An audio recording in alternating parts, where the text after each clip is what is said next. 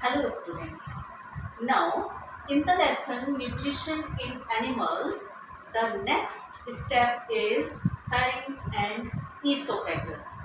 In the previous video we have discussed that food is passed into the buccal cavity and there is three organs: tongue, teeth and salivary glands, which help in mixing, in biting and grinding the food and make a bolus. Saliva mix with the food to make the bolus of the food, and then food is passes into the esophagus.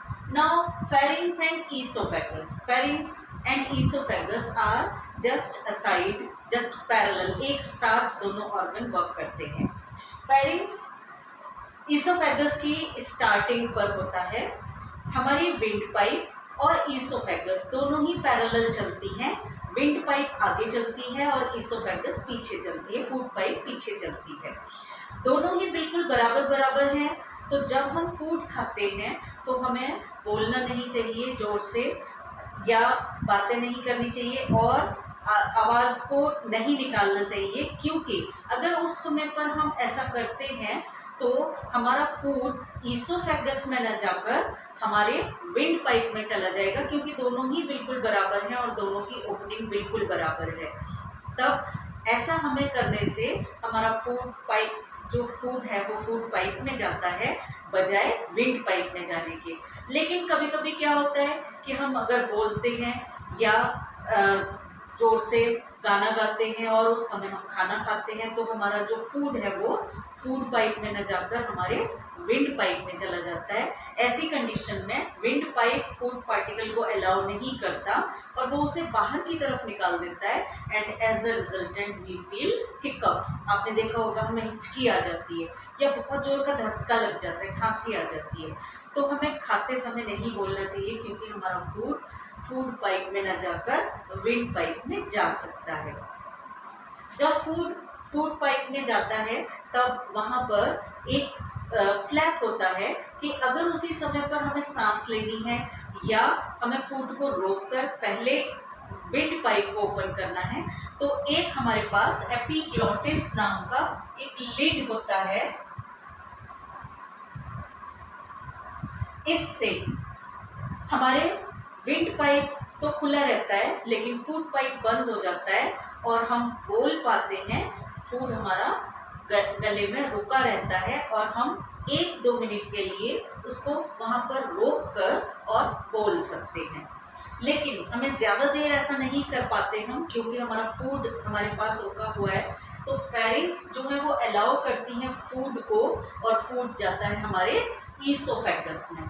Oesophagus में food नीचे की तरफ move करता है. Oesophagus एक tube जैसा structure होता है जिसके अंदर फूड जब मूव करता है तो फूड को मूव कराने के लिए ईसोफेगस पेरिस्टल्टिक मूवमेंट शो करता है. जैसे आपने देखा होगा, अगर हम पानी के पाइप को देखें तो पानी के पाइप में पानी आगे कैसे बढ़ता है.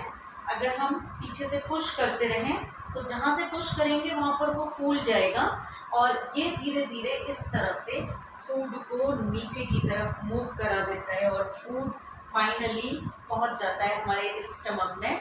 और इस प्रोसेस को when the food moves in the esophagus, the pushing down of food in the walls of the by the walls of the esophagus in a wave-like motion or wave-like manner is called peristalsis. This is called peristalsis. So by the peristaltic movement, esophagus passes this food into the stomach. Now the next part is stomach. In the stomach,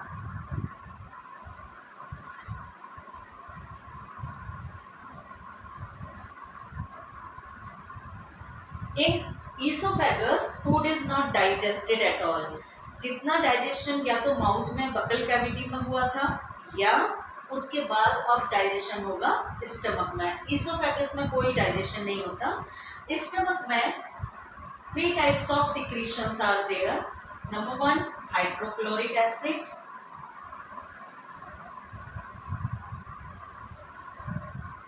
Number 2, mucus.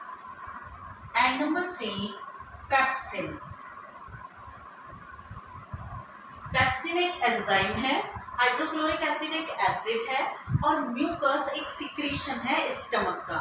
ये तीनों ही चीजें stomach के अंदर secrete होती हैं, और stomach के अंदर इन तीनों का रोल है बहुत इम्पॉर्टेंट फूड को डाइजेस्ट करने में। जब फूड यहाँ पर पहुँचता है तो म्यूकस स्टमक के पूरे बाहर की तरफ स्टमक में अंदर से एक लाइनिंग बना देता है, जिससे जो हाइड्रोक्लोरिक एसिड सिक्रीट हुआ है उससे हमारी स्टमक की वॉल्स को कोई डैमेज ना हो, क्योंकि ये बहुत स्ट्रॉन्ग एसिड होता है, ये किसी भी स्किन को जला सकता है। तो म्यूकस क्या करता है, हमारे स्टमक की अंदर की वॉल्स को कवर कर देता है, जिससे हाइड्रोक्लोरिक एसिड से वो डैमेज ना हो। हाइड्रोक्लोरिक एसिड हमारे फूड के साथ मिक्स होकर दो काम करता है, एक तो ये बैक्टीरिया को किल करता है और दूसरे फूड को एसिडिक बना देता है। फूड का जो मीडियम है दैट चेंज इनटू एसिडिक। और पेप्सिन जो होता है, पेप्सिन वर्क करता है प्रोटीन्स के ऊपर, तो प्रोटीन्स को पेप्सिन पेप्टोन्स में चेंज कर देता है। पेप्टोन्स बन जाते हैं, मींस सिंपल प्रोटीन्स बन जाती हैं। प्रोटीन से कहाँ पर, हमारे स्टमक के अंदर। तो स्टमक के अंदर हमारे 3 सिक्रीशंस हैं, तीनों का अलग अलग रोल है और तीनों ही अपने अपने रोल को पूरा करते हैं। इसके बाद हमारा जो फूड है यहाँ से चेंज होने के बाद अब ये पहुँचता है हमारा स्मॉल इंटेस्टाइन में।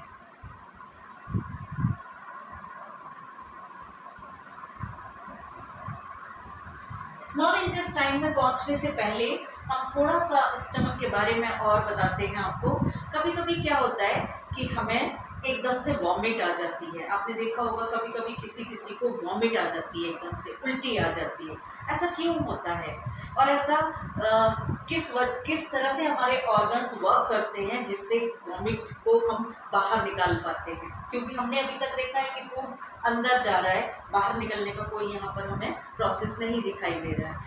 तो पहले तो कंडीशन की वॉमिट कब होती है? वॉमिट होती है या तो हम ओवर ईटिंग करें, बहुत ज़्यादा खाना खा लें और हमारा जो स्टमक है ये ओवरफिल्ड हो जाए, ज़्यादा भर जाए, तब क्या होगा, स्टमक ज़्यादा भरी हुई ज़्यादा फूड को बाहर की तरफ निकालेगा।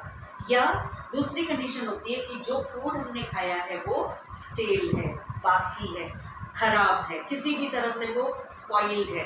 अगर वो खराब खाना हमने खाया है तो उसको स्टमक हमारे एंटर नहीं होने देता, रिजेक्ट कर देता है और तब वो फूड बाहर निकलता है। अब वो बाहर जब निकलता है तो ईसोफेगस वापस वर्क करने लगता है, पेरिस्टाल्टिक मूवमेंट अपोजिट हो जाता है, एंटी पेरिस्टाल्टिक मूवमेंट होने लगता है और फूड ईसोफेगस में नीचे ना आकर फूड ऊपर जाने लगता है और इससे वो फूड स्टमक से ईसोफेगस से होता हुआ हमारी बकल कैविटी में आ जाता है और हम उसे बाहर की तरफ थ्रो कर देते हैं। तो ऐसी कंडीशन में स्टमक हमारे फूड को रिजेक्ट कर देता है।